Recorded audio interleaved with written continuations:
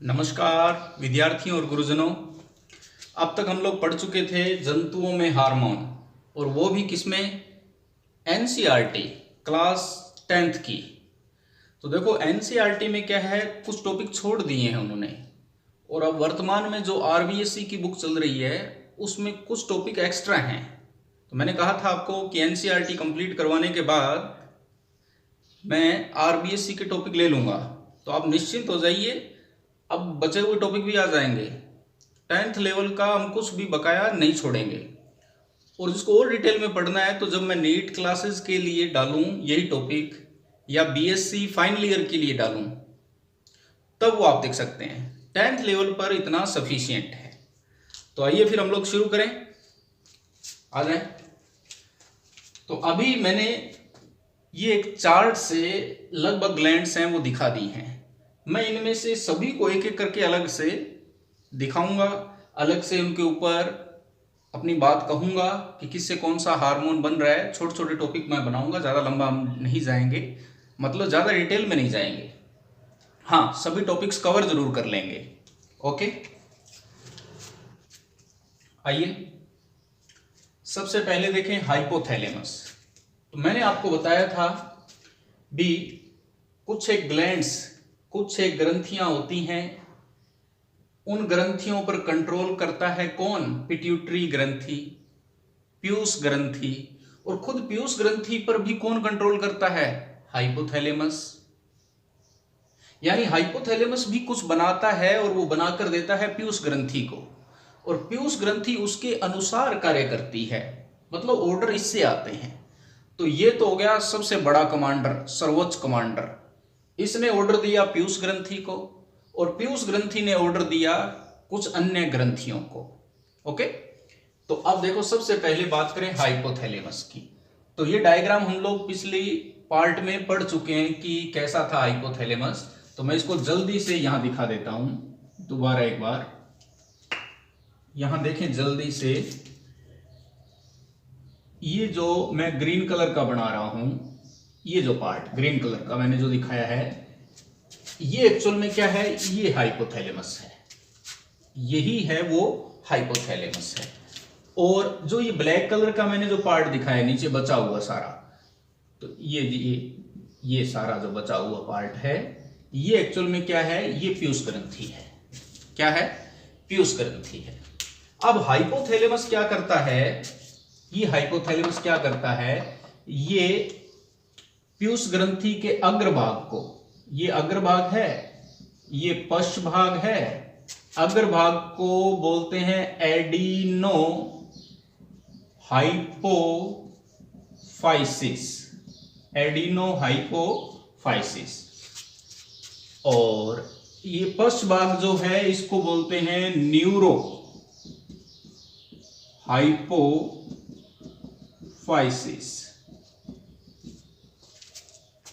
तो हाइपोथैलेमस क्या करता है? दो प्रकार के केमिकल छोड़ता है और अग्र पीयूष ग्रंथि को दे देता है। ये दो केमिकल, एक केमिकल तो क्या करते हैं? हाइपोथैलेमस ने दो तरह के केमिकल छोड़े। किसके पास आए? अग्र पीयूष ग्रंथि के पास, यानी एडिनो हाइपोफाइसिस के पास। और उनमें से एक केमिकल क्या करता है? अग्र पीयूष ग्रंथि को उत्तेजित करेगा दूसरे केमिकल बनाने के लिए, ताकि वो दूसरी ग्रंथियों को जाकर उत्तेजित करे। तो पहले ये इसको उत्तेजित करेगा और ये दूसरी ग्रंथियों को उत्तेजित करेगी। इसके बनाए केमिकल दूसरी ग्रंथियों को जाकर उत्तेजित करेंगे। तो इसने जो ये रसायन छोड़े हैं हाइपोथैलेमस ने अग्र पीयूष ग्रंथि के लिए, इसको उत्तेजित करने के लिए, उत्तेजित के लिए मैं प्लस लगा देता हूं, तो इसको बोलते हैं उत्तेजक कारक या मोचक कारक। उत्तेजक कारक या उत्तेजक हार्मोन भी बोल देते हैं इसको। और कुछ छोड़ते हैं इनको रोकने के लिए कि अगर पीयूष ग्रंथि अब अपने हार्मोन बनाना बंद कर दे, तो इसको रोकने के लिए भी कुछ पदार्थ छोड़े जाते हैं, उनको बोलते हैं निरोधक कारक, निरोधक या संदमक, संदमक रोकने वाले, इनहिबिट करने वाले, इनहिबिटरी। ये होता है स्टिमुलेटिंग, बढ़ाने वाले, इंक्रीज करने वाले किसी चीज को। ओके, तो ये दो कारक छोड़ता है हाइपोथैलेमस, जो अग्रपीयूष ग्रंथि के पास आते हैं। और अग्रपीयूष ग्रंथि जो है एक हार्मोन तो खुद अलग से बनाती है, जो हड्डियों के पास जाते हैं, हड्डियों के पास, मांसपेशियों के पास, और उनकी लंबाई को बढ़ाते हैं, उसका नाम है वृद्धि हार्मोन। और दूसरे जो हार्मोन है वो दूसरी ग्रंथियों को जाकर उनको उत्तेजित करते हैं। अब वृद्धि हार्मोन को एक और नाम से भी जाना जाता है, सोमेटोट्रोपिन, सोमेटोट्रोपिन। और इन्होंने किसके पास जाना है? इन्होंने जाना है हड्डियों के पास, मांसपेशियों के पास। तो हड्डी यानी अस्थि और पेशी, तो पेशियों के पास ये जाएंगे, उनकी लंबाई को बढ़ाएंगे। कौन? वृद्धि हार्मोन, सोमेटोट्रोपिन हार्मोन। तो सोमेटोट्रोपिन किसने बनाया? अग्रपीयूष ग्रंथि ने। अग्रपीयूष ग्रंथि को किसने उत्तेजित किया? हाइपोथैलेमस ने। क्या छोड़कर? उत्तेजक कारक छोड़कर, उत्तेजक हार्मोन छोड़कर। ओके, अब हाइपोथैलेमस से दो बने बनाए हार्मोन और आ रहे हैं, बने बनाए हार्मोन आ रहे हैं दो। और वो हार्मोन कहां जा रहे हैं? देखो गौर से, यहां से बने बनाए हार्मोन आते हैं, यहां से बने बनाए हार्मोन। और किसको प्राप्त हो गए? पशपीयूष ग्रंथि को। और पशपीयूष ग्रंथि ने इसको स्टोर करके रख लिया। बने कहां से? हाइपोथैलेमस से। बनकर आए कहां? पशपीयूष ग्रंथि के पास। पशपीयूष ग्रंथि ने इसको स्टोर करके रख लिया और आवश्यकता पड़ने पर उनको रिलीज कर देंगे, मुक्त कर देंगे। वो दो हार्मोन कौन से हैं याद रखने हमें हैं। एक तो है ऑक्सीटोसिन, ऑक्सीटोसिन, और दूसरा है एडीएच।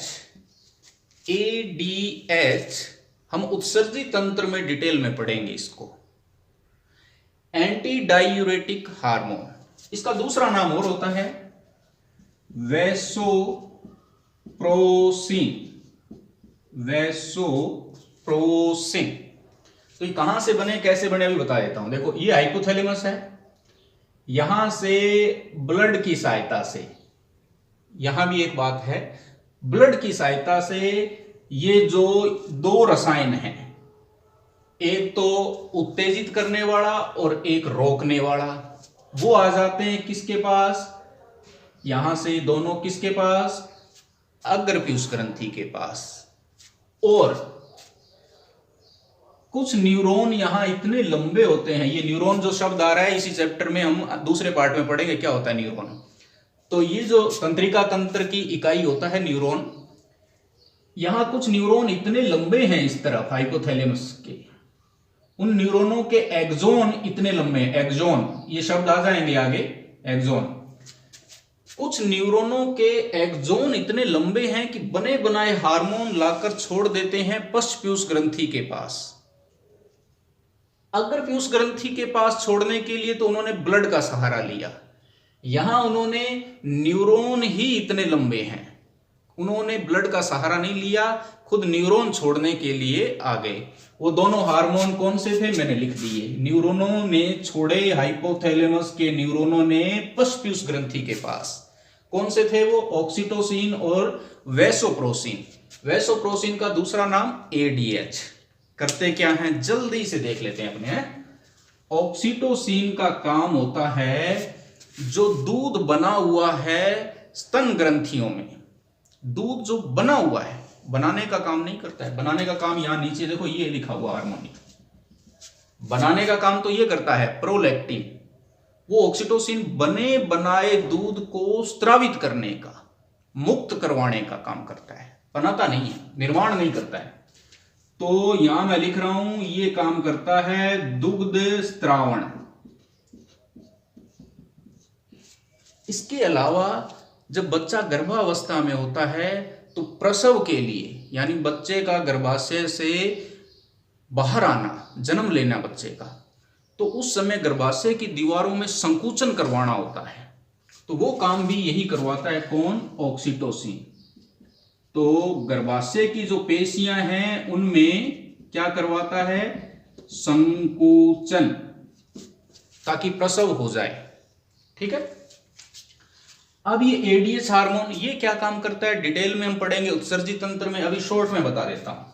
यहां पर जैसे किडनी के अंदर हम पढ़ेंगे कि नेफ्रॉन पाए जाते हैं, या एक छोटा सा नेफ्रॉन बना रहा हूं मैं, छोटा सा नेफ्रॉन। उत्सर्जी तंत्र की इकाई, एक किडनी में लगभग 10 से 12 लाख नेफ्रॉन होते हैं। ऐसे नेफ्रॉन, उनका काम होता है यूरिया को छानना। तो यूरिया के साथ साथ जो पानी जा रहा होता है, इसके अंदर से पानी जा रहा होता है, वो मूत्र के रूप में, यूरिन के रूप में बाहर निकलना होता है उसने, पानी ने। तो ये एडीएच क्या करता है, जो पानी जा रहा है इस नेफ्रॉन के अंदर से, देख लो भी, जो ये पानी जा रहा है यहां से यूं, तो उस पानी को क्या करता है, वापिस उठा लेता है, नेफ्रॉन से उठाकर और ब्लड में ले आता है। तो अपने यहां लिख दें कि यहां से किसको उठाया, पानी को, जल को, नेफ्रॉन से, और कहां ले आया, ब्लड में।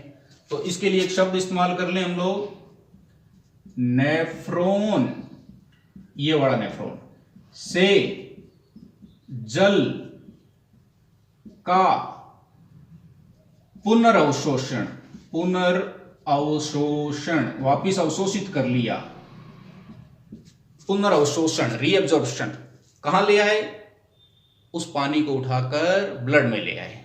ओके, क्यों जरूरत पड़ी, कैसे पड़ी, बाद में बात करेंगे। नेक्स्ट, तो अब यहां तक हो गया है। हाइपोथैलेमस ने 2 पदार्थ भेजे अग्रपीयूष ग्रंथि के पास, और 2 बने बनाए हार्मोन भेजे पश्चपीयूष ग्रंथि के पास, उनके काम पढ़ लिए। अब अग्रपीयूष ग्रंथि ने ये हार्मोन छोड़ा, वृद्धि हार्मोन सोमेटोट्रोपिन, ये जाएगा हड्डियों के पास, मांसपेशियों के पास, उनकी लंबाई को बढ़ाएगा। इसकी कमी से बौना रह जाता है व्यक्ति, इसकी अधिकता से बचपन में कमी से बौना रह जाता है, बचपन में अधिकता से बहुत लंबा हो जाता है। ठीक है। अब एक हार्मोन और जा रहा है किसके पास, थायराइड ग्रंथि के पास। थायराइड ग्रंथि को उत्तेजित करने के लिए, किसको, थायराइड को, थायराइड उत्तेजक हार्मोन, थायराइड को उत्तेजित करने के लिए अग्रपीयूष ग्रंथि ने बनाया, गया थायराइड ग्रंथि के पास। थायराइड ग्रंथि क्या छोड़ती है, ध्यान दे, थायराइड क्या छोड़ती है, थायरोक्सिन, पिछली क्लास में पढ़ चुके हैं हम लोग, थायरोक्सिन। और थायरोक्सिन हार्मोन बनने के लिए जो अमीनो अम्ल चाहिए, वो एक टायरोसिन अमीनो अम्ल का ही दोस्त है, यूं मान लो उसी का दोस्त है, उसका व्युत्पन्न है। तो इसलिए मैंने वहां सीधा बोल दिया कि टायरोसिन ही है। वास्तव में वो टायरोसिन का व्युत्पन्न, मतलब टायरोसिन से तैयार हुआ 20 प्रकार के अमीनो अम्ल होते हैं हमारे शरीर में, उनमें से एक टायरोसिन भी है। तो टायरोसिन अमीनो अम्ल के व्युत्पन्न, उससे थोड़ा सा चेंज, उसके साथ आयोडीन आकर जुड़ गए, 4 आयोडीन एक अमीनो अम्ल से, तो बनता है थायरोक्सिन। क्या किया था इस थायरोक्सिन ने, इसने आधारीय उपापचयी क्रियाओं की दर को बढ़ाया था। इसके आने से कार्बोहाइड्रेट, प्रोटीन, वसा से संबंधित जितनी भी उपापचयी क्रियाएं थी, उनकी स्पीड बढ़ गई थी। ऊर्जा उत्पादन ज्यादा होता है, ऊष्मा उत्पादन ज्यादा होता है, गर्मी लगती है। इसके अलावा आरबीएससी की बुक में लिखा हुआ है कि आरबीएससी नहीं, आरबीएससी तो बोर्ड है, राजस्थान बोर्ड, आरबीसी लाल रुधिर कणिकाएं, उनके निर्माण में भी सहायता करता है, ऐसा लिखा हुआ है वहां। ओके, चलो अब एक चीज जो छूट जाती है नॉर्मली, वो क्या है, ये थायरोक्सिन जो है, इसको बनने के लिए आयोडीन चाहिए, आयोडीन। अब आपको यहां बता दूं मैं कि इसको थोड़ा डिटेल में पढ़ेंगे हम लोग अभी, कि एक हार्मोन और बनता है कैल्सिटोनिन नाम का, कैल्सिटोनिन। उसको बनने के लिए आयोडीन नहीं चाहिए। तो कोई हमसे कहे कि क्या केवल आयोडीन वाला ही बनता है क्या? नहीं, केवल आयोडीन वाला हार्मोन ही नहीं बनता, आयोडीन रहित हार्मोन भी बनते हैं थायराइड ग्रंथि से। अभी अलग से पढ़ेंगे इसको, ठीक है। और थायराइड के ये जो दो लोब हैं, पालियां हैं, इन दोनों पालियों के अंदर ये जो मैं ब्लू कलर के डॉट से बना रहा हूं, इसका नाम लिख लो एक बार बस अभी। तो इसका नाम है पैराथायरॉयड ग्रंथि, पैराथायरॉयड ग्रंथि। तो अलग से देखते हैं इसको, पैराथायरॉयड को। अभी हाल फिलहाल एक और ग्रंथि की बात करें। ये ग्रंथि जो दी हुई है, ये जो ग्रंथि दी हुई है, इसका नाम है एड्रिनल ग्रंथि, एड्रिनल ग्रंथि, एड्रिनल। इसके बारे में भी पिछले पार्ट 2 में पढ़ चुके हैं कि एड्रिनल ग्रंथि कहां होती है? किडनी के ऊपर। एक जोड़ी किडनी है तो ग्रंथियां भी एक जोड़ी ही हो जाएंगी। एड्रिनल ग्रंथि की जब कटिंग काटी जाए, काट कर देखें हम उसको, तो क्या पाएंगे कि एड्रिनल ग्रंथि में दो पार्ट होते हैं। बाहर वाला, ये जो दिख रहा है अपने को, ये वाला बाहर वाला, ये बाहर वाले को बोलते हैं कोर्टेक्स, कोर्टेक्स। अंदर वाले को बोलते हैं मेड्यूला, मेड्यूला। बाहर वाले को कोर्टेक्स, अंदर वाले को मेड्यूला। कोर्टेक्स जो भाग है, उसके ऊपर अग्र पीयूष ग्रंथि के हार्मोन आते हैं और उसको कहते हैं भाई नए हार्मोन बनाओ, उत्तेजित हो जाओ। तो कोर्टेक्स भाग एक हार्मोन बना डालता है, उसका नाम है एल्डोस्टेरोन। एल्डोस्टेरोन बना दिया किसने? कोर्टेक्स ने। किसके कोर्टेक्स ने? एड्रिनल ग्रंथि के कोर्टेक्स ने। किसने उत्तेजित किया? अग्र पीयूष ग्रंथि के हार्मोनों ने। ठीक है, नाम मैं नहीं लिख रहा हूं, वैसे नाम होता है ACTH, नहीं लिख रहा हूं, बोल के भी लिख दिया मैंने। तो आपको याद रहे तो ठीक है 10th लेवल पे, नहीं तो रहने देना। नाम याद नहीं रहता है तो कोई बात नहीं, मैं इसीलिए नहीं लिखना चाहता था।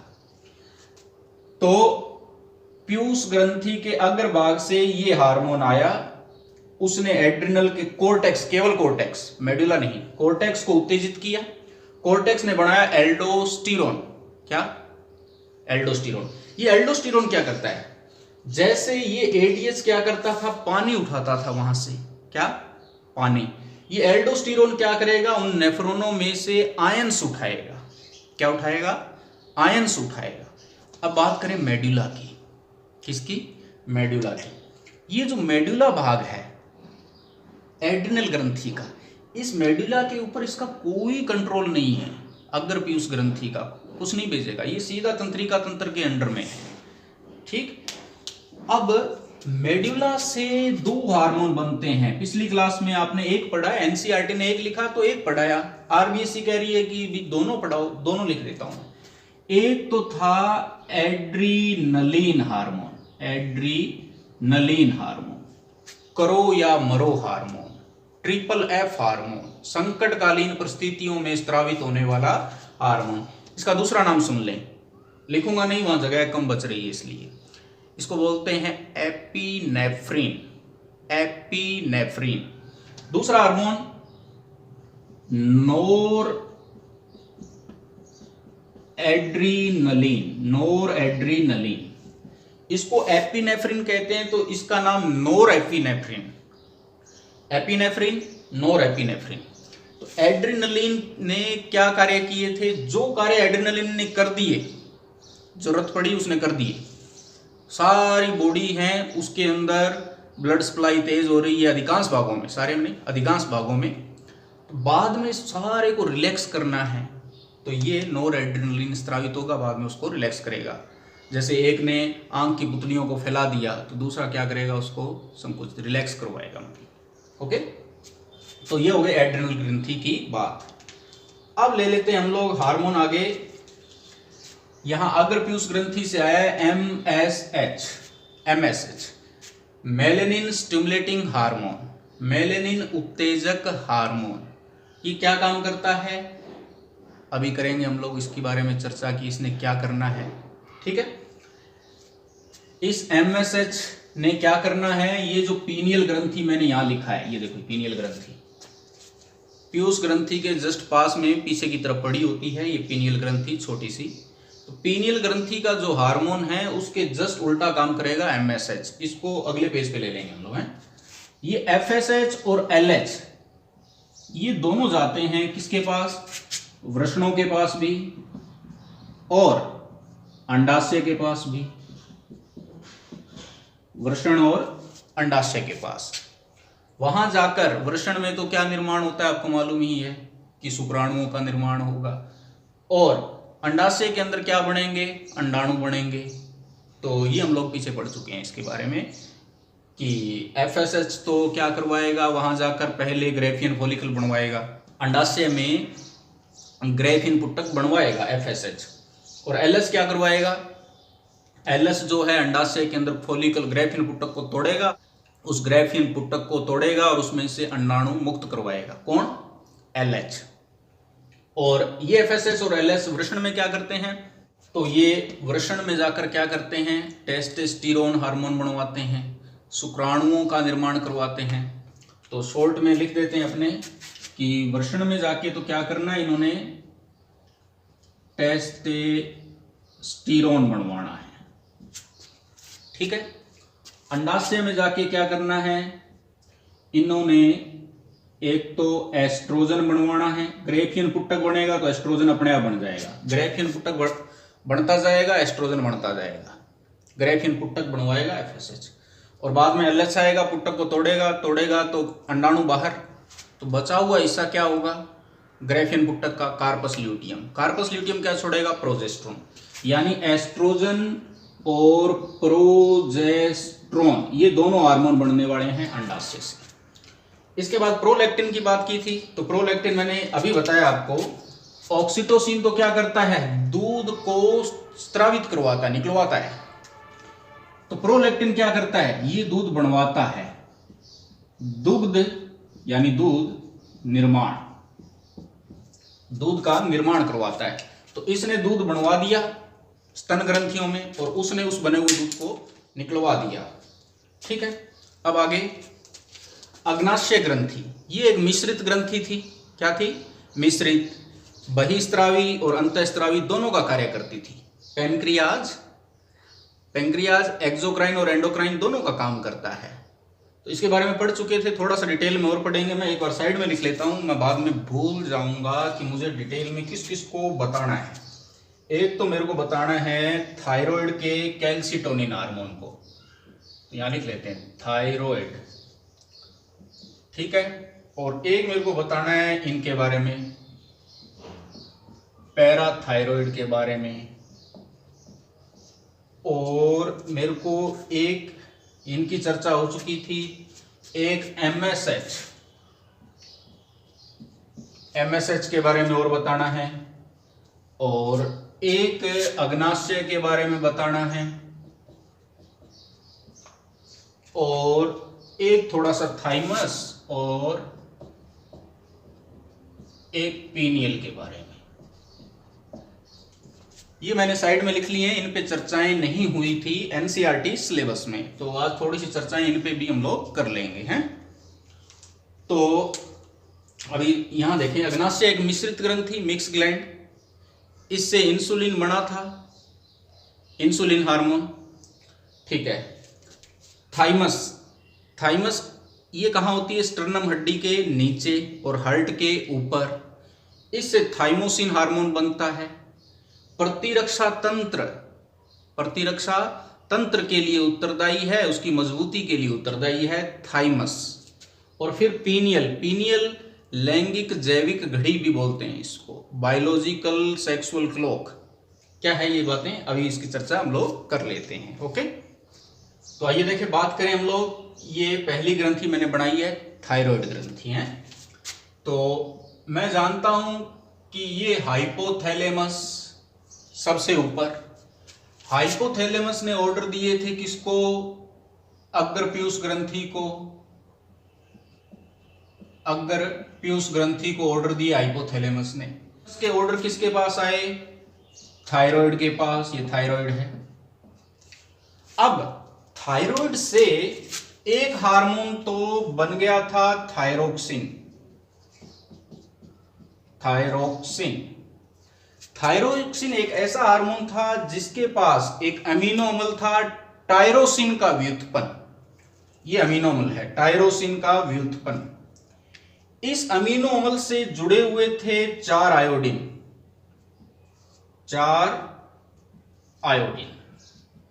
तो अब इस पूरी संरचना को बोलते हैं कि ये क्या है, ये थायरोक्सिन है। थायरोक्सिन का काम क्या था, आधारीय उपापचयी क्रियाओं की दर में तेजी लाना। आधारीय उपापचयी क्रियाओं की दर में तेजी लेके आना। ये तो पढ़ चुके थे हम लोग हैं। अब मैंने कहा यहां ये जो पालियां हैं दोनों, क्या है ये पालियां, थायराइड ग्रंथि की 2 पालियां होती हैं, दोनों जिस संरचना से जुड़ी होती है, ये संरचना, इसको बोलते हैं इस्थेमस। दोनों पालियों के अंदर एक एक जोड़ी पैराथायरॉयड ग्रंथि होती है। क्या होती है, पैराथायरॉयड ग्रंथि। अब अगर हम लोग इस थायराइड ग्रंथि की कटिंग काटें, मान लो ये कटिंग काटी है इसकी, तो कटिंग में क्या मिलेगा हम लोगों को, यूं कुछ कोशिकाओं का झुंड मिलेगा, उनके बीच में खाली, थायराइड ग्रंथि की कटिंग काटें थायराइड की, तो यहां कुछ कोशिकाओं का, कुछ पुट्टिकाएं बोलते हैं, उनका झुंड मिलेगा। उन्होंने तो बनाना है ये थायरोक्सिन। साथ में कुछ छोटे छोटे सेल और मिलेंगे, ये ब्लू कलर वाले। ये क्या बनाते हैं, ये बनाते हैं कैल्सीटोनिन। कुछ बुक्स इसको लिखती है थायरोकैल्सीटोनिन, तो मैं थायरो लिख देता हूं, थायरोकैल्सीटोनिन। इस थायरोकैल्सीटोनिन का काम क्या है, इसका काम देखो क्या है, इसका काम है रुधिर में, ब्लड में कैल्शियम लेवल को घटाना। कैसे घटाते हैं अभी देख लेते हैं। तो मतलब थायराइड के अंदर 2 प्रकार की कोशिकाएं हैं, एक ने तो थायरोक्सिन बनाना है और एक ने कैल्सीटोनिन बनाना है। और कैल्सीटोनिन एक ऐसा हार्मोन है जिसमें आयोडीन नहीं लगा हुआ, यह बात याद रखनी है। ये थायरोक्सिन को बनने के लिए आयोडीन चाहिए और इसको बनने के लिए आयोडीन नहीं चाहिए। ओके, और आयोडीन नहीं मिलता था तो थायरोक्सिन नहीं बनता था, थायरोक्सिन नहीं बनता था तो कौन सा रोग होता था, गलगंड। यहां बात अलग है, इसमें आयोडीन चाहिए ही नहीं। ओके, अब इस ग्रंथि की बात करें, ये पैराथायरॉयड ग्रंथि मैंने यहां लिख दिया। पैराथायरॉयड का काम क्या होता है, इसका जस्ट उल्टा काम होता है। ये ब्लड में कैल्शियम के लेवल को कम करता है, तो ये ब्लड में कैल्शियम के स्तर को बढ़ाता है। कैसे होता है ये काम, अब देख लो इसको गौर से हैं। ये माना, ये मैंने हड्डी बना दी एक, क्या बना दी, हड्डी, ठीक है। हड्डी के सेंटर में तो बोन मैरो होता है, अस्थि मज्जा, उससे कोई लेना देना नहीं है अपना, है। अभी ये सेंटर में छोड़ो, ये तो बोन मैरो है, ये बाहर जो है यहाँ कैल्शियम और फास्फेट लगाया हुआ है। हड्डी बनने में कैल्शियम और फास्फेट होता है, मेन बात करेंगे हम कैल्शियम की हैं। तो कैल्शियम यहां लगा हुआ है हड्डी में, ये है हड्डी यानी अस्थि। यहां इसके बगल में मैं बना लेता हूं एक रुधिर वाहिनी। अस्थि के बगल में मैंने बना ली एक रुधिर वाहिनी, ब्लड वेसल। रुधिर वाहिनी है तो जाहिर सी बात है ब्लड तो होगा ही उसके अंदर, है। अब देखो, जैसे ही ये हार्मोन आया, कौन सा, पैराथायरॉयड का, तो यहां मैंने लिखा नहीं, पैराथायरॉयड ग्रंथि से जो हार्मोन बनता है, मैं लिख देता हूं, पैराथायरॉयड ग्रंथि से जो हार्मोन बनता है उसको बोलते हैं पैराथायरॉयड पैराथार्मोन या पैराथायरोक्सिन,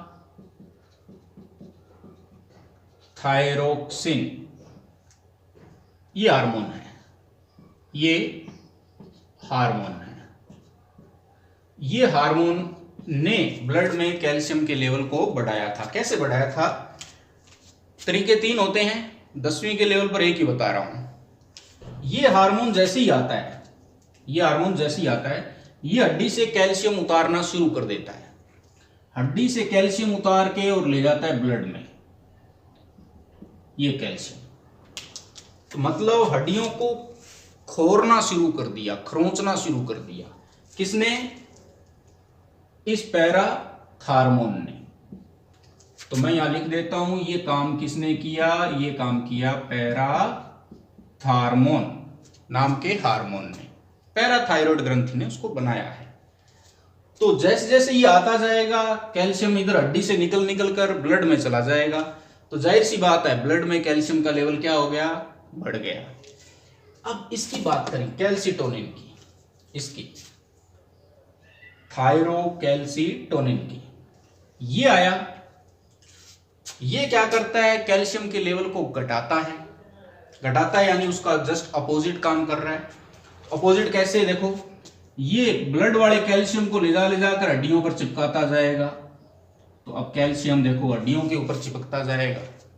ठीक है, तो ये बैलेंस बनाकर चलते हैं, कम ज्यादा नहीं होने देते, एक बैलेंस। जब कैल्शियम की जरूरत ब्लड में ज्यादा है, ब्लड से जाकर मांसपेशियों में जाए, मांसपेशियों में संकुचन करवाना है, काम करवाना है, तो ब्लड में चला जाएगा। और जब वहां आवश्यकता नहीं है तो वापिस इधर आ जाएगा। तो ये दोनों मिलजुल के भाई की तरह काम करते हैं। ओके, हाँ, अगर इसकी मात्रा ज्यादा हो जाए, बहुत ज्यादा, पैराथार्मोन की, महिलाओं में हो जाता है ऐसा, अक्सर देखा गया है कि जब इसकी मात्रा ज्यादा हो जाए, अब आप सोचो, खुद सोचो, पैराथार्मोन ज्यादा हो गया, कैल्शियम फिर उधर ही उधर जाएगा, तो हड्डियों में कैल्शियम की कमी हो जाएगी, जगह जगह छेद निकल जाएंगे, हड्डियां कमजोर पड़ जाएंगी। उसको बोलते हैं अस्थि छिद्रता, हड्डियों में छेद हो जाना, ओस्टियोपोरोसिस। ठीक है, अगर इसकी मात्रा ज्यादा बढ़ जाए तो ठीक है स्टूडेंट। तो थायरोक्सिन के अलावा जो हार्मोन बचा हुआ था थायराइड ग्रंथि का, वो बता दिया मैंने, और साथ ही पैराथायरॉयड ग्रंथि का हार्मोन बता दिया। दोनों एक दूसरे के विपरीत काम करते हैं, इसको उतार लें आप लोग।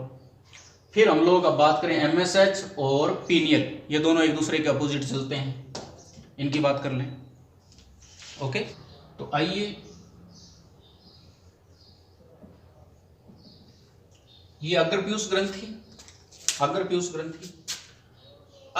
ग्रंथि ने बना दिया है MSH।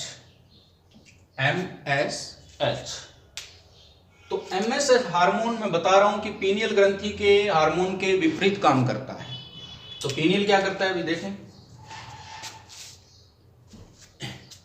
मस्तिष्क का रफ चित्र मैं बना रहा हूं। मस्तिष्क में एक संरचना आप पढ़ेंगे, थैलेमस के साथ जुड़ा हुआ स्ट्रक्चर पढ़ेंगे आप,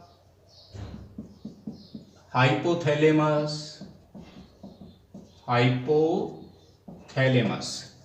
अब हाइपोथैलेमस से जुड़ा हुआ ये पीयूष ग्रंथि, हाइपोथैलेमस से जुड़ा हुआ ये, और ऐसे ही यहां पीछे की तरफ जुड़ी हुई दूसरी ग्रंथि, ये पीनियल, ये पीयूष ग्रंथि। क्या? पीयूष ग्रंथि, पिट्यूटरी ग्लैंड। तो ये पूरा मस्तिष्क था, ये चीज मस्तिष्क के अंदर होती है, ब्रेन में। तो पीयूष ग्रंथि ने छोड़ा MSH, मेलेनोसाइट उत्तेजक हार्मोन या मेलेनिन उत्तेजक हार्मोन। और पीनियल ने क्या छोड़ा? ये पीनियल। तो पीनियल ने क्या छोड़ा? इसने छोड़ा मेलेटोनिन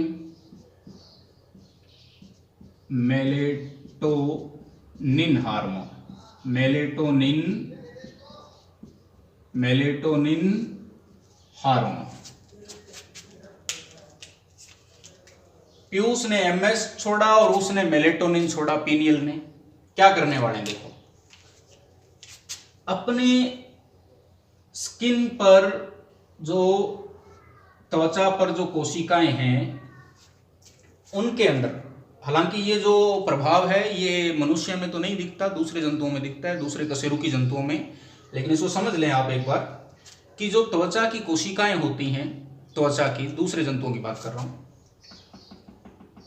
ये उन कोशिकाओं में ये काले रंग के डॉट भरे हुए हैं, वर्णक भरे हुए हैं। इनका नाम है मेलेनिन वर्णक। मेलेनिन वर्णक। कौन से वर्णक? मेलेनिन। ये मेलेनिन जो वर्णक है अभी ये सेंटर में इकट्ठे हैं त्वचा कोशिकाओं में। कौन सी कोशिका में? त्वचा कोशिका में। मेलेनिन वर्णक ब्लैक कलर के होते हैं, काले रंग के होते हैं। जिस आदमी में जितने ज्यादा होंगे, जिस व्यक्ति में जितना मेलेनिन ज्यादा कोशिकाओं में, वो उतना ही काला दिखेगा। वेस्ट इंडीज के जो प्लेयर देखे होंगे आपने, उनकी तरह। और जिनमें जितना कम होगा वो उतने ही गोरे होते दिखेंगे आपको, हैं। तो मेलेनिन वर्णक अभी सेंटर में इकट्ठा है और यहां मैं कोशिका बना रहा हूं। इसमें मैं क्या कर रहा हूं, ये मेलेनिन को फैला दिया मैंने पूरी कोशिका में।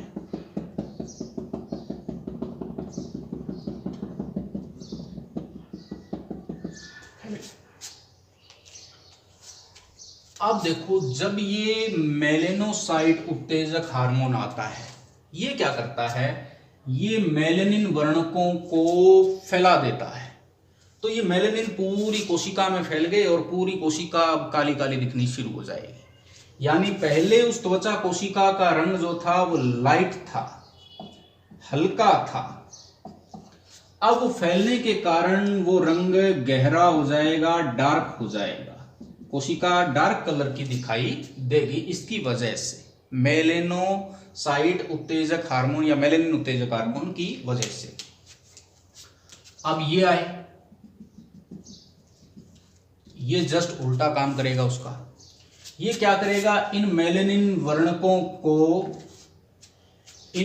वर्णकों को फैले हुए जो हैं उनको संकुचित करवा देगा, सेंटर में इकट्ठा करवा देगा ताकि वो इकट्ठे हो जाएं। अब देखो यहां से जगह खाली हो गई।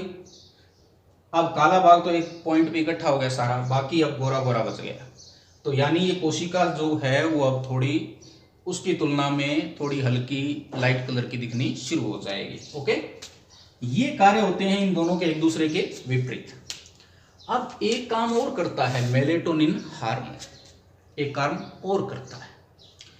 इसको क्या बोलते हैं? इसको बोलते हैं हमारे शरीर की जैविक घड़ी, बायोलॉजिकल क्लॉक या लैंगिक जैविक घड़ी भी बोलते हैं।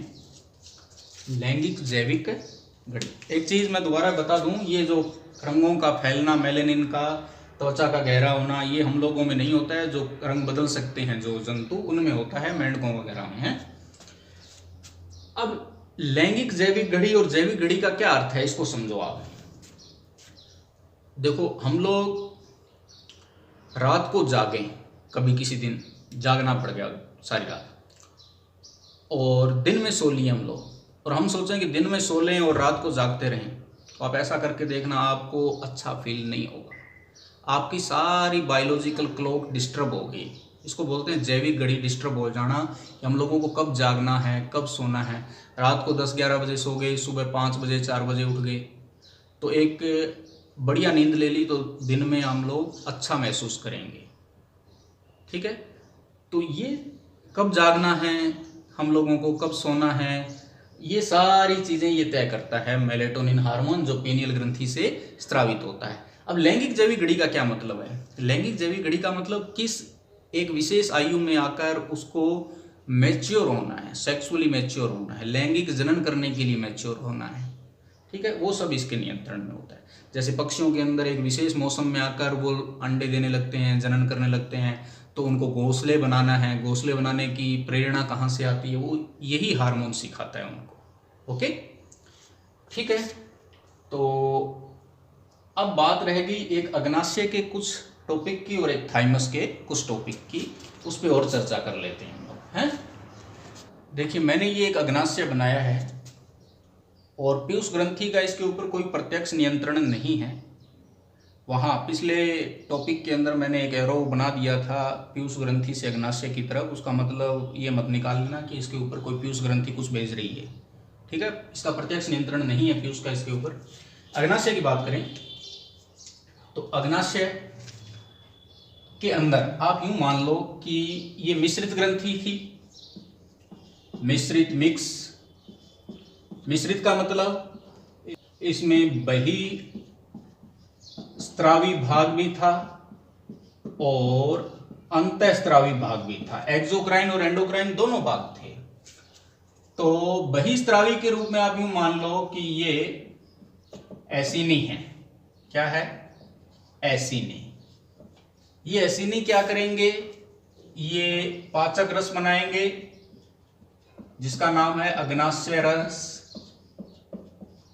अग्नाशय रस ग्रहणी में जाएगा और वहां प्रोटीनों का पाचन करेगा।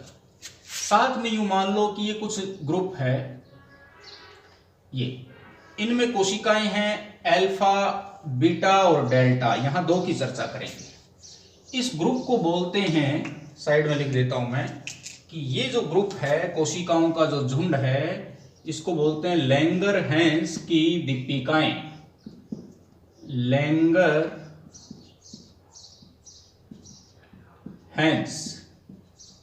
की दीपिकाएं, आइसलेट्स ऑफ लैंगर-हैंस बोलते हैं इसको। इसके अंदर कुछ मान लो अल्फा है और कुछ मान लो इसके अंदर बीटा है। बीटा है, बीटा के बारे में हमने पढ़ लिया था, बीटा कोशिकाओं के बारे में। बीटा कोशिकाएं, अल्फा कोशिकाएं। इन बीटा कोशिकाओं ने एक हार्मोन बनाया था इंसुलिन, और इन अल्फा कोशिकाओं ने भी एक हार्मोन बनाना है जिसका नाम लिख लेते हैं अपने। अल्फा कोशिकाओं ने भी एक हार्मोन बनाना है जिसका नाम होता है ग्लूकेगॉन। ग्लूकेगॉन। इसका काम होता है ब्लड में ग्लूकोज के स्तर को बढ़ाना,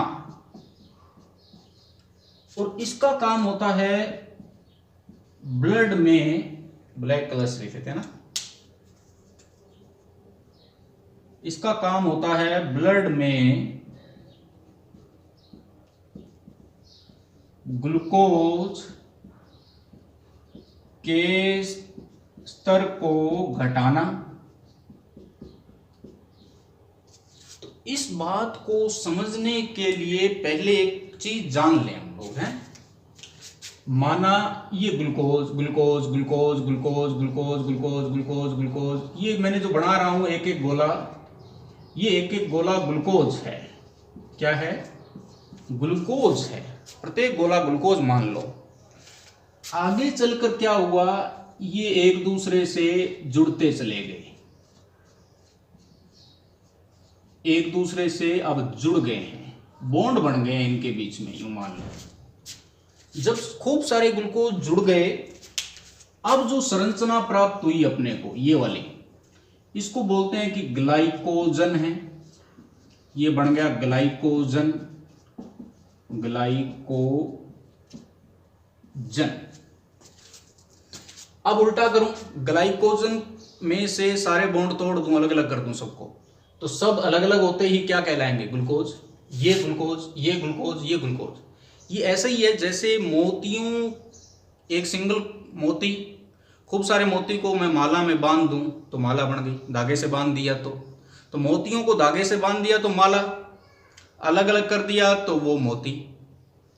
मोतियों की माला और मोती, मोती हो गए ग्लूकोज, मोतियों की माला हो गई ग्लाइकोजन। ओके, तो अब यहां आप देखें, ये कुछ एक बना देता हूं मैं यहां, ग्लूकोज, ग्लूकोज, और यहां ये आपस में अटैच हो गए, जुड़ गए, तो ये बन गया ग्लाइकोजन। ग्लाइकोजन। तो अब ये काम कैसे होता है देखो, यहां ये ब्लड वेसल, रुधिर की नाड़ी है। रुधिर के अंदर होते हैं ग्लूकोज, ये ग्लूकोज, ठीक है, लिख लेते हैं यहां।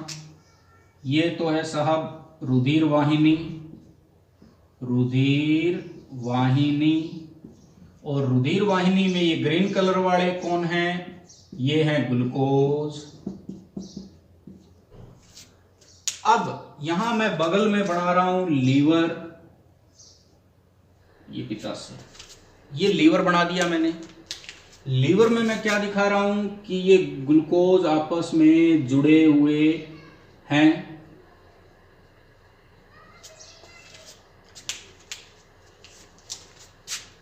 ये मैंने बनाया लीवर, यकृत। और यहां लीवर में ये ग्लूकोज आपस में जुड़े हुए हैं, तो इसको क्या बोला? ग्लाइकोजन। ग्लाइकोजन। अब अगर मैं कहूं कि मेरे पास आया इंसुलिन, सबसे पहले ये इंसुलिन, ये आ गया साहब। इंसुलिन क्या करेगा? इंसुलिन ग्लूकोज को ग्लाइकोजन में बदल देगा। यानी ये ग्लूकोज ग्लाइकोजन में बदल गए, लीवर में चले गए, यानी इसमें ग्लूकोज अब कम हो गए क्योंकि ये ग्लाइकोजन बनके उधर सेट हो गए। तो इसमें ग्लूकोज कम हो गए, इसीलिए लिखा कि ग्लूकोज के स्तर को घटाता है। अब अपने कहें कि ये आया कौन? ग्लूकेगॉन।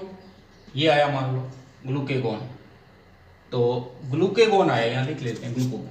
तो ये आया ग्लूकेगॉन, तो ये रिवर्स काम करता है, ये ग्लूकेगॉन। ग्लूकेगॉन हार्मोन ये क्या करता है? उस ग्लाइकोजन के बंधों को तोड़ देता है और ग्लूकोज बना देता है, और वो ग्लूकोज ब्लड के अंदर आ जाएंगे। तो ग्लाइकोजन टूटा, यानी ग्लाइकोजन तो कम हो गया, ग्लूकोज बने, ग्लूकोज ब्लड में आ गए। तो ब्लड में ग्लूकोज के लेवल को ये क्या करता है? बढ़ा देता है। तो इंसुलिन ने तो क्या किया था? ग्लूकोज से ग्लाइकोजन बनाया था, और ग्लूकेगॉन क्या कर रहा है? ग्लाइकोजन से वापिस ग्लूकोज। यहां फिर देख ले, इंसुलिन आया, क्या किया? ग्लूकोज से ग्लाइकोजन बनाया, और ये ग्लूकेगॉन आया, इसने क्या किया? ग्लाइकोजन से वापिस ग्लूकोज बना दिया। ठीक है, तो कैसे ब्लड में ग्लूकोज का लेवल घटता है, कैसे बढ़ता है, बात समझ में आ गई होगी आपको। जब ग्लाइकोजन बन जाता है तो ब्लड में ग्लूकोज घट गए, और जब ग्लाइकोजन टूटता है तो ब्लड में ग्लूकोज का लेवल बढ़ जाता है। और दोनों मिलके काम करते हैं, भाई भाई की तरह हैं। और इंसुलिन जो है, अगर ये नहीं बन रहा है किसी व्यक्ति में, तो मैंने बताया उसको शुगर हो जाता है। आम भाषा में कहते हैं शुगर हो जाना, यानी डायबिटीज हो गया है उसको, व्यक्ति को डायबिटीज। हिंदी में बोले तो मधुमेह रोग, मधुमेह रोग। और थोड़ा सा और स्टैंडर्ड में बोले तो उसको बोल सकते हैं हम लोग कि उसको डायबिटीज मेलिटस हो गया। क्या हो गया? Diabetes mellitus. स्वामी विवेकानंद को भी शुगर हुआ था, ठीक है, डायबिटीज मेलिटस। और एक डायबिटीज इंसिपिडस, दूसरा और होता है एक डायबिटीज, मैं लिख देता हूं साइड में कहीं, डायबिटीज इंसिपिडस, डायबिटीज इंसिपिडस, ये आप 11वीं क्लास में पढ़ेंगे, डायबिटीज इंसिपिडस। ठीक है, तो ये वो जो एडीएस था ना, एडीएस एंटी डायूरेटिक हार्मोन, उसकी कमी से होता है डायबिटीज इंसिपिडस। एडीएस हाइपोथैलेमस ने बनाया, पश्च पीयूष ग्रंथि में स्टोर हुआ था, हाँ, उसकी वजह से।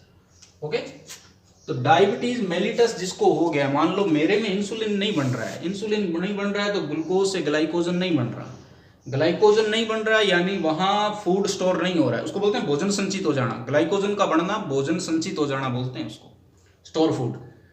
तो इंसुलिन बढ़ा ही नहीं तो ग्लूकोज से ग्लाइकोजन नहीं बना, तो ग्लूकोज का ग्लूकोज रह गया। तो तो ग्लूकोज रह गया तो ब्लड में ग्लूकोज की मात्रा बढ़ गई। इंसुलिन बनता तो उधर ले जाता, लेकिन अब ये तो बढ़ा नहीं, तो ग्लूकोज की मात्रा बढ़ गई, तो वो ग्लूकोज जो ब्लड में बढ़ गया है वो यूरिन मूत्र के साथ भी थोड़ा उत्सर्जित होता है।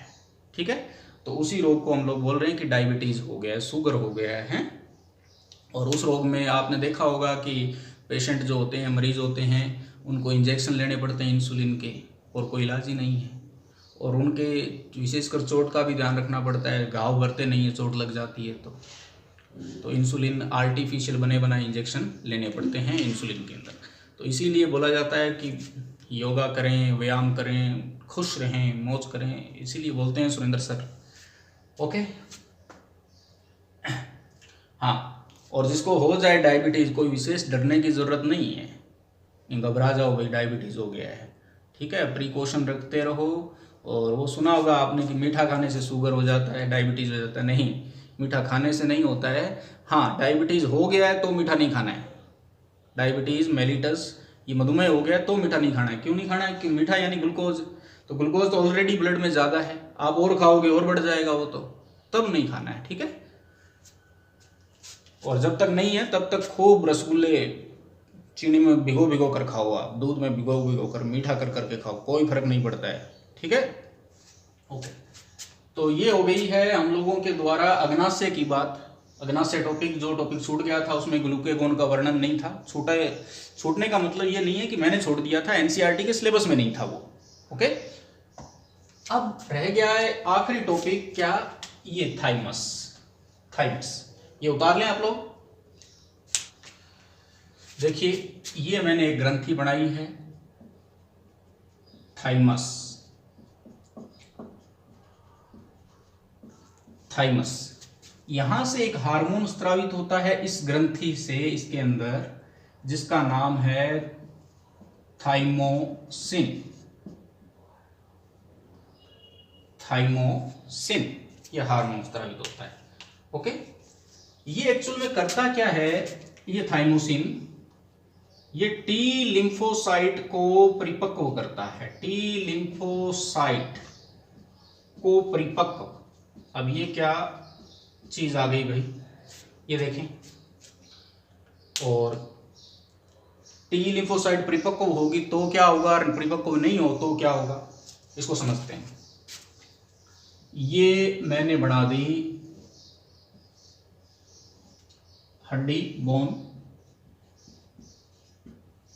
हड्डी।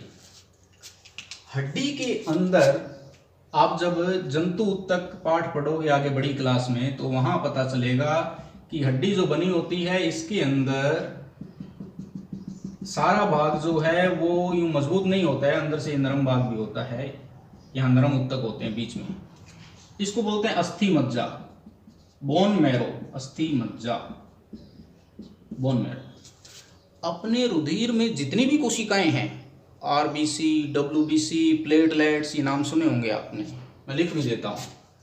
आरबीसी, डब्ल्यूबीसी, प्लेटलेट्स, ये सब के सब कहां से बनते हैं? ये बोन मैरो से, अस्थि मज्जा से बनती हैं ये कोशिकाएं। इन कोशिकाओं में से भी डब्ल्यूबीसी का एक प्रकार है। किसका प्रकार? डब्ल्यूबीसी का। वो डब्ल्यूबीसी बनने के बाद, बनी तो यहां बनती सभी यही हैं, आरबीसी, डब्ल्यूबीसी, प्लेटलेट्स, लेकिन बनने के बाद वो थाइमस में चली जाती है एक डब्ल्यूबीसी। थाइमस में चली जाती है एक डब्ल्यूबीसी, एक डब्ल्यूबीसी। उस डब्ल्यूबीसी का नाम है लिम्फोसाइट। लिम्फोसाइट बनने के बाद थाइमस में पहुंच गई। यहां वो लिम्फोसाइट परिपक्व होगी, मैच्योर। कौन सा हार्मोन उसको परिपक्व करेगा? थाइमोसिन। तब यहां परिपक्व हुई किसमें? थाइमस में। देखो ये नाम थाइमस, टी थाइमस, तो उसके नाम पे ही उस लिम्फोसाइट का नाम पड़ गया टी लिम्फोसाइट। एक बी और होती है, वो यहीं बनती है और यहीं परिपक्व हो जाती है, उसकी बात नहीं करेंगे हम अभी। तो टी लिम्फोसाइट बनने के बाद थाइमस में आई, थाइमस में परिपक्व हो गई, तो उसका नाम क्या पड़ गया? T lymphocyte. जो लिम्फोसाइट थाइमस में आई, थाइमस में परिपक्व हुई, थाइमोसिन हार्मोन की वजह से उसका नाम क्या पड़ गया? T lymphocyte.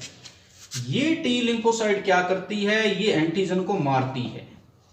किसको मारती है? एंटीजन को नष्ट करती है, उसको खत्म करती है।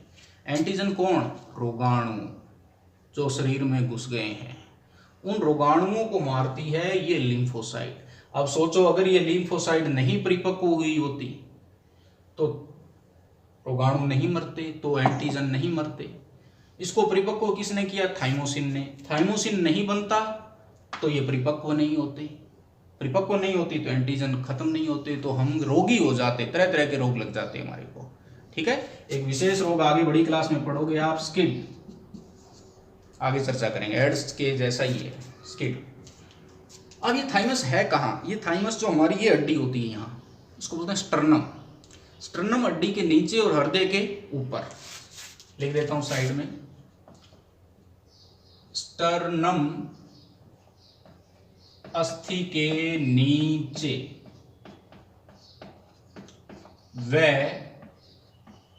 हृदय के ऊपर ये होती है।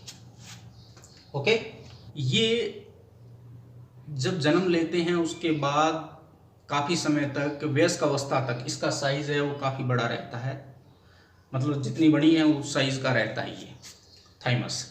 और बाद में, उसके बाद वयस्क अवस्था के बाद इसका साइज धीरे धीरे धीरे धीरे धीरे धीरे छोटा होने लग जाता है। छोटा होने लग गया, इसका मतलब अब शुरुआत हो गई है जीर्णता। जीर्णता यानी बुढ़ापा आना। तो धीरे धीरे रोगों से लड़ने की ताकत घटती जाएगी, बिल्कुल वृद्ध हो गए, बिल्कुल छोटी होकर लुप्त होने को हो जाएगी ये, तो वहाँ रोगों से लड़ने की ताकत खत्म हो जाती है। तो ठीक है विद्यार्थियों, लगभग टॉपिक हम लोग कवर कर चुके हैं। हालांकि वीडियो जरूर बड़ा बन गया होगा, लेकिन अब निश्चिंत रहें, आपने बेसिक सीख लिया है सारा, और खूब मेहनत करते रहें, खुश रहें, मौज करें, जहां तक संभव हो किसी के काम आते रहें आप लोग। ओके, धन्यवाद।